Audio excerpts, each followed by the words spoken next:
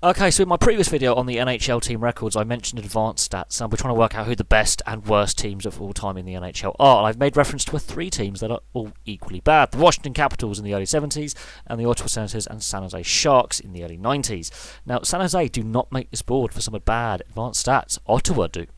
This gets where it gets really interesting on the debate of the worst team of all time. But we've got some pretty interesting positive stats as well, which back up the Montreal Canadiens' argument of the best team of all time.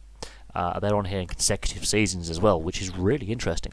So let's have a look at the advanced stats, shall we? And it's going to be quite an interesting video. There's some surprises on here, and there's some that you would expect to be on here as well. So we start with the greatest goal differential. So this is scoring more goals than you concede. Montreal Canadiens of 76-77, that great Montreal team, scored 216 more goals than they conceded. They were a free-flowing, free-shooting team. So all that talk about the Edmonton Oilers with their goal-scoring record in the 83-84 season, Montreal have the best goal differential of all time, of 216 in the positive.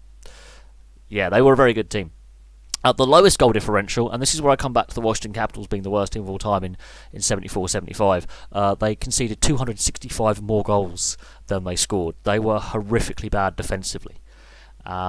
This is where the debate between San Jose Sharks 92-93 or the Ottawa Senators in 92-93 being the worst teams of all time. This is where the Washington Capitals really blow them out the water, because not only in the losses in a season and the consecutive defeats, their goal differential is horrific. Absolutely horrific. And they're on this board again later on. So to back up the advanced stats, back up the fun little stats and records. The advanced stats back up how bad the Washington Capitals were in their expansion season in 74-75. They were horrifically bad.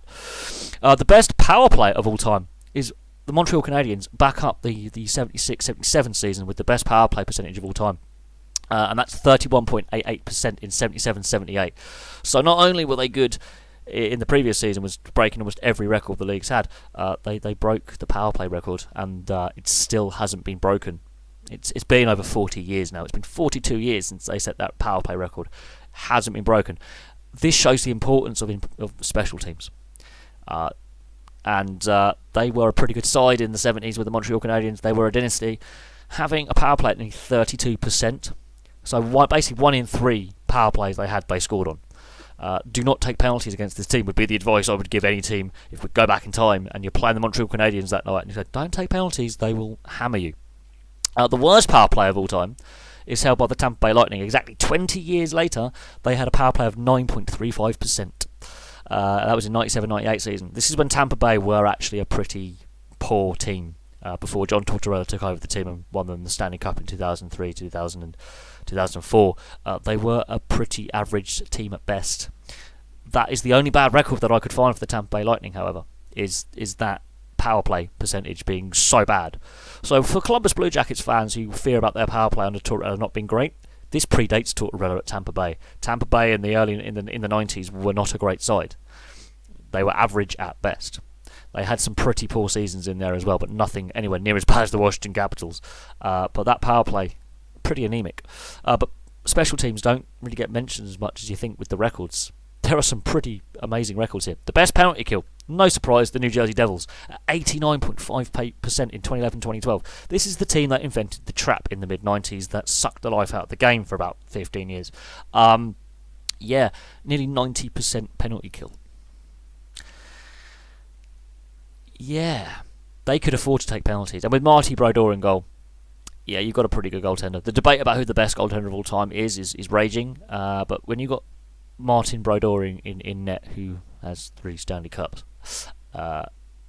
pretty good goaltender. And when you've got a defence like the Devils have, and when they actually have a penalty kill where they can just shut you down in centre ice and restrict your chances, when you got your penalty kill is nearly at 90%, you can afford to go 9 out of 10 penalties we take, we're not going to concede. They were a playoff team back. This is when they were actually still a pretty solid playoff team as well. They won a fair few Stanley Cups. They're not a bad side. Special teams do go a long way when you win a Stanley Cup or get the playoffs regularly. The worst penalty kill of all time, and this is interesting, this is the worst penalty kill average percentage of all time, is actually held by the Los Angeles Kings in the 1979-1980 season at 67.7%. That is the worst penalty kill all-time percentage. So the really bad Ottawa Senators, the really bad San Jose Sharks, and Washington Capitals had a better penalty kill percentage than the LA Kings. That's how bad that LA Kings side were on special teams. And the LA Kings in the 70s and the early 80s weren't a great side either. They didn't have a very good playoff record. They didn't have a very good regular season record until Wayne Gretzky gets there. They were a fair to middling team.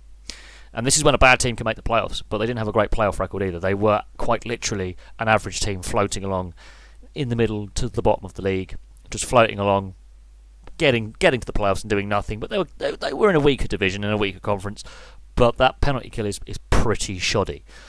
And this is where special teams have evolved so much that even now, the worst teams in the league, so Detroit, right now, the worst team in the league, as I'm recording this video in 2020, in January the 5th, have a better penalty kill than that. This shows how much special teams has evolved since then, but that is a shockingly bad penalty kill. You're basically saying 2/3 of the time you can stop a penalty, that 1/3 of the time, 1 in 3 penalties that you take is going to be a goal. So don't take penalties, be a disciplined team. Yeah. Right, now we get onto the home and away records, and this is where it gets really interesting. You see two really good teams with their records, who were playoff teams, multiple Stanley Cup champions, whatever, and two of the worst teams of all time. And this is where home ice advantage in the playoffs and having a good away record leading into the playoffs also is pretty handy. So the best home record of all time, considering that a minimum season has to be, I think, 80 games for these records to be valid, is the Broad Street Bullies, the Philadelphia Flyers of 75-76. They had a 36-2-2 record. So this is an 80-game season, regular. They won 36 games at home and drew 2. So this is in the tie era. So that would be an overtime loss or shootout loss, whatever. But winning 36 games at home in an 80-game regular season is pretty good. And only losing 2. That's scary if you're the away team. And bear in mind, this is the Broad Street Bullies, so you're very likely to not only lose the game, but lose players to injury as well, because they had a habit of beating the crap out of the opposition with their fists and being a very physical team. And it showed in their home record. They turned Broad Street into a fortress. The worst home record of all time, and again, it has to be a minimum of 80 games, is the Washington Capitals of 74-75 with a 7-28-5.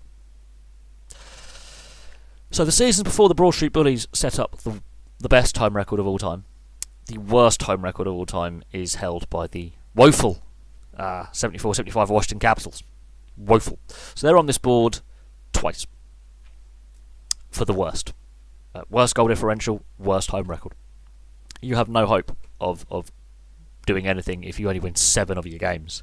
And they drew 5, so this is where the San Jose Sharks and the Washington Capitals looking at who won and lost the most or whatever, and who is the worst team. For me, it's still the Capitals. Although the San Jose Sharks only drew 2 games in their worst season, they actually won a few more games. They had a few more wins than the Capitals. The Capitals genuinely were that bad. The best away record, and this is where Detroit, with all those regular playoff appearances from 1990 through to I think 2015, or 2016, they had regular playoff appearances. Apart from, of course, you got the lockout season. They made every playoff postseason from 1990 to 2016. Detroit, their away record sums that up. They were so consistent, not only at home but away. 31-7-3. Bear in mind this is shootout and overtime in there. So they lost 3 shootouts and 3 overtimes. They lost 7 games in regulation, so they lost 10 games all season away from home. They won 31 games away from home, and that was in 2005-2006. They would win a Stanley Cup a few years after this. They were a very, very good team between 1990 and 2016. So Detroit fans now are going, oh, it's all doom and gloom. You have some pretty good records with most points in the season, President's Trophy, all this kind of stuff. Most consecutive seasons with over 100 points. Most seasons with over 100 points in the last 25 years. Detroit have been a very, very good team for a very, very long time. The fact they're going through a rebuild is something. But that away record, there's a reason why there were such good playoff performers and regular playoff appearances, because that away record. And I don't think that away record is going to be beaten anytime soon, with the parity in the league. I don't think the home record is going to be beaten either. I really don't. I cannot see it. Even with Tampa Bay, with their record-breaking season last year for points, equaling, I believe, Detroit from the 90s, they did not have such a good home record. That's the parity in the league with the salary cap and how things are right now. I don't think that away and that home record are going to be beaten. I think they're going to stay as they are, best of all time. The worst away record, and this is where the Ottawa Senators finally get on the board. with the worst away record of all time, and I cannot see this ever being equalled. So Seattle being the expansion team in 2 seasons' time, they're not going to be this bad. Okay, they're not going to be San Jose bad, they're not going to be Ottawa bad, they're not going to be Washington Capitals bad. They only won 1 game. They lost 41. That's an 82 game schedule in 92-93. 1 win, 41 losses. Yet the San Jose Sharks were worse than them that season. This is why the Ottawa Senators, even though they were shockingly bad, there are 2 teams with worse records. Washington Capitals in 74-75 at home, and the San Jose Sharks just in general being shocking. The only bad record the Senators actually have out of all those 3 teams is worst away record. Even the penalty kill was of a higher percentage than the LA Kings in 79-80. So their special teams were better. Bear in mind, they're the second worst team in the league that season than the LA Kings. Yeah. The Ottawa Senators were bad, but they don't have all the bad records. But I don't think this record is ever... No team ever will be worse than this and lose all their away games. It cannot happen. That is a record the Senators will keep forevermore while they stay in Ottawa. I cannot see a team in the league losing every single away game, all 42 games away from home. Cannot see it. So there we go. There's the advanced stats. Quick look at the team records. I had to get the advanced stats in there because there's some really interesting ones. Some surprises. And again, the Washington Capitals backing up my theory that they are the worst team of all time in the 74-75 season. Washington Capitals being the worst team of all time. And feel free to debate that with the Ottawa Senators and the San Jose Sharks from 92-93 because they were also pretty shit. Not going to lie. I'm not going to hide that. They were appalling, but Washington getting on both boards now, both videos consecutively, regularly, with regularity, of being shocking. And that defence, and that's pre the free puck era in the 80s. That's before the 80s when goal scoring went through the roof. They were bad. So yeah, I think they only won 8 games that entire season as well. So that home record, yeah, it's not great.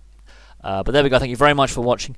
Place your thoughts below on what you believe the worst NHL team of all time is. And if you can find any other sports teams, be it in ice hockey or any other league or any other sport, that are worse than the Washington Capitals 74-75 for percentage of games played to wins, so win percentage, and points for and against in team sports, please let me know, because I would love to figure out if there's a worse professional team out there. Thank you very much for watching, and I'll have some more videos for you very, very soon.